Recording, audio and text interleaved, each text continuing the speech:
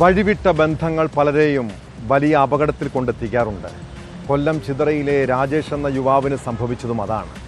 രാജേഷ് 1 മാസം മുൻപ് പനി ബാധിച്ച് ആശുപത്രിയിൽ അഡ്മിറ്റായപ്പോൾ അവിടെ കണ്ടുമുട്ടിയ യുവതിയുമായുള്ള സൗഹൃദം, അവരുടെ ഭർത്താവ് മരിച്ചതിനെ തുടർന്ന് ഒന്നിച്ചുള്ള ജീവിതം.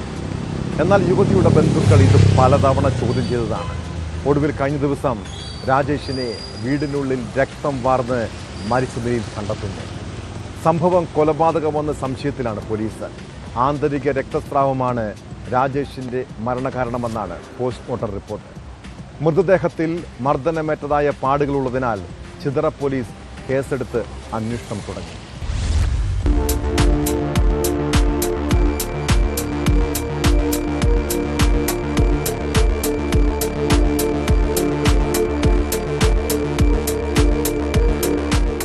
ഒരു മാസം മുൻപ് പാരിപ്പള്ളി മെഡിക്കൽ കോളേജിൽ ചികിത്സയിലായിരുന്ന ഷെജിലാലിനോടൊപ്പം ആശുപത്രിയിൽ സഹായത്തിനായി നിന്നത് രാജേഷ് ആയിരുന്നു.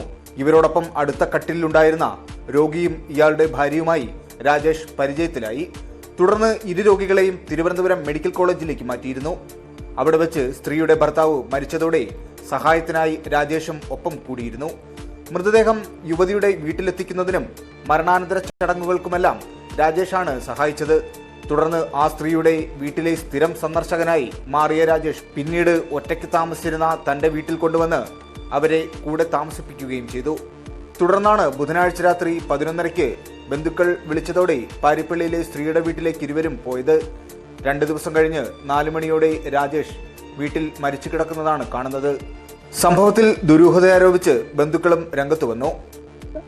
അവന്റെ റൂമിന്റെ അവിടെ ചെന്നപ്പോൾ ജനൽ തുറന്നു കിടക്കുന്നുണ്ട്. ജനലിനകത്തൊരു കൈലിയും കെട്ടിയിട്ടിട്ടുണ്ട്. ഞാനങ്ങനെ ആ കൈലി മാറ്റി നോക്കിയപ്പോഴാണ് ഇവൻ കാല് രണ്ടും പൊക്കി കൈയും ബേക്കിലോട്ട് കെട്ടി കിടക്കുന്നതാണ്. ഞാൻ അവിടെ കിടന്ന് എല്ലാവരെയും വിളിച്ച്, അപ്പോൾ ജ്യേഷ്ഠച്ചാരൊക്കെ ഇപ്പുറത്താണ് താമസം.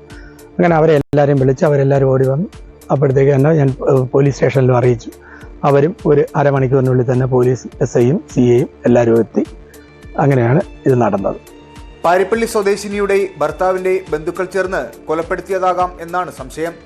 സംഭവത്തിൽ ദുരൂഹതയുണ്ടെന്നാണ് ബന്ധുക്കളുടെ പരാതി. പോസ്റ്റ്മോർട്ടത്തിൽ ആന്തരിക രക്തസ്രാവമാണ് മരണകാരണമെന്നാണ് വിവരം. അസ്വാഭാവിക മരണത്തിന് കേസെടുത്ത ചിതറ പോലീസ് അന്വേഷണം ആരംഭിച്ചു.